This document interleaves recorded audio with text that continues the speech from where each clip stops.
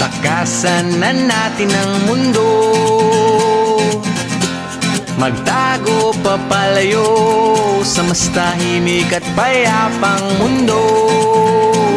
Umubulong ang hanging amihan at huni ng ibon. Dumudulog at tinatawag na tayo ng bundok. Takasan na natin ang mundo, magtago papalayo sa mas tahimik at payapang mundo.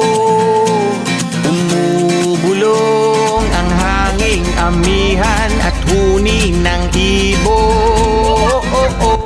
Dumudulog at tinatawag na tayo ng bundok.